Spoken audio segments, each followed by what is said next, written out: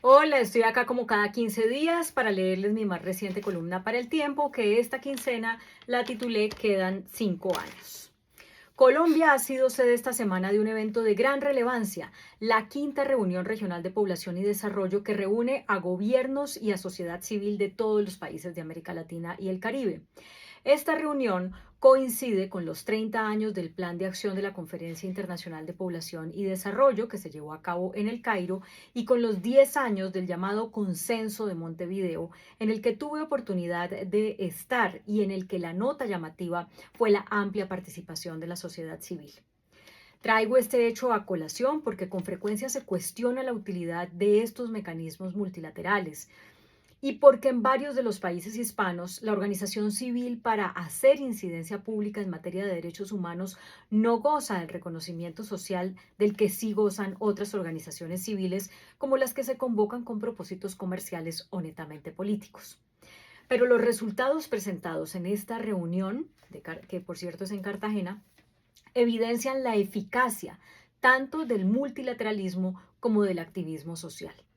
La disminución de la tasa de fecundidad adolescente es un ejemplo de ello a pesar de los retos que el continente sigue teniendo en esta materia.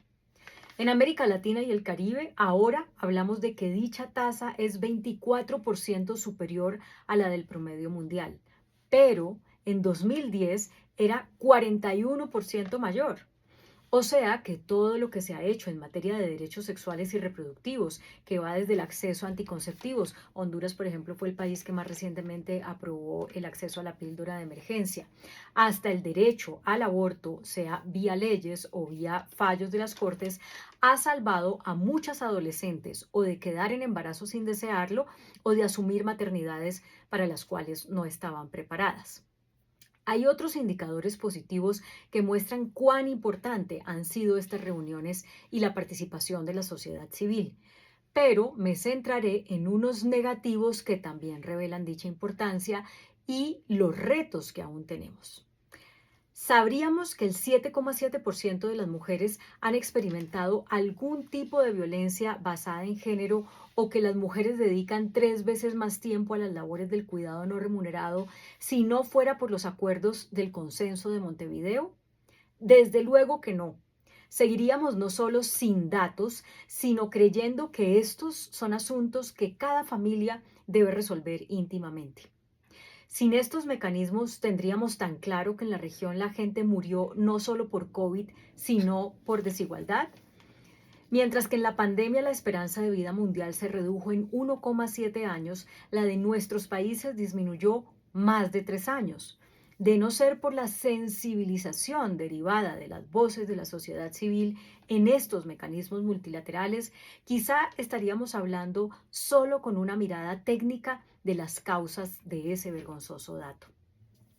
Termino con lo que más me deja pensando del informe presentado en la mencionada reunión en la que Colombia es anfitriona. Entenderíamos las implicaciones de que queden 5 años para que se acabe el bono poblacional, así como lo oyen. En 2029 será menor la cantidad de gente en edad de trabajar que la cantidad de gente dependiente, es decir, menores de edad o mayores de 65 años.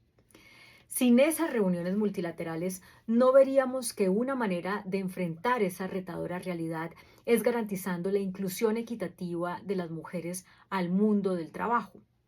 Las proyecciones de la CEPAL, organización autora del informe, indican que en 2050 las mujeres seremos el 55% de la fuerza laboral.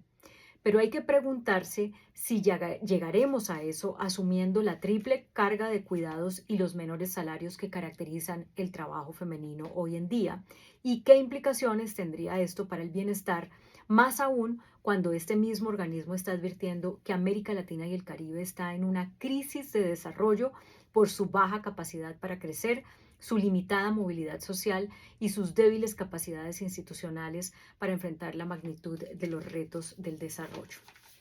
Ojo, quedan 5 años. Y el informe es súper extenso, tiene más de 200 páginas y obviamente este datico de varios que destaqué, pero el que más he destacado, que es lo del bono poblacional, me parece que es como más relevante entre todos y les voy a explicar por qué. porque resulta que cuando hay más gente dependiente, que más gente en capacidad de trabajar cuidando de otros, sean niños o personas mayores, pues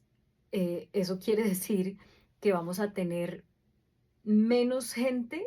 con la capacidad de cuidar, atender, pagar por los servicios que requieren esos niños y niñas y esos adultos mayores. Entonces, eso le pone un reto adicional a la productividad de los países porque una menor proporción de gente tiene que producir la cantidad o sea, la economía lo suficientemente robusta para poder atender a esas poblaciones que son demandantes porque ya están en los extremos de la vida. Y eso hace que pues todo sea más retador en general. Vámonos al caso de la pandemia y el dato que estaba mostrando ahorita, que me pareció, yo no lo conocía, o sea, la esperanza de vida se redujo mucho más en América Latina y el Caribe que en otros, que en el resto, que en el promedio mundial. Entonces, cuando uno dice, si en condiciones de un buen bono poblacional, es decir, de bastante gente joven en capacidad de trabajar, no podemos atender ni siquiera con el promedio mundial una pandemia, y se sabe que van a venir más, eh, ¿cómo va a ser esto cuando tengamos menos gente en etapa productiva, en capacidad de, digamos, reaccionar a una situación como esas? eh, y cuando tengamos menos gente de esas características que gente dependiendo de las personas que sí pueden trabajar. Entonces, mientras el bono pensional se reduzca y quedan solo 5 años a nivel regional, pues tenemos que prepararnos para todas las implicaciones que eso tiene, empezando por lo que he hablado en otras columnas, de nosotros mismos entender que vamos a envejecer, que no vamos a estar tan saludables, que hay que alimentarnos bien, que hay que prepararnos para tener una vejez productiva, activa, donde las enfermedades mentales, pues ojalá no nos lleguen tan pronto y otro tipo de enfermedades. Entonces, no solamente empezar cuidándonos nosotros mismos, porque va a haber menos jóvenes que puedan cuidar de los viejos, sino también pensando cómo la economía se transforma de una manera que pueda atender esas necesidades de la población. Es decir, empresas que producen pañales para bebés, pues seguramente van a tener que producir menos pañales para bebés y más pañales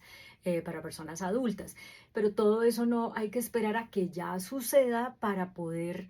hacer los cambios que necesita cada fábrica, cada sociedad, cada ciudad, etcétera, para poder atender esas necesidades, sino que hay que empezarlo a hacer desde ahora.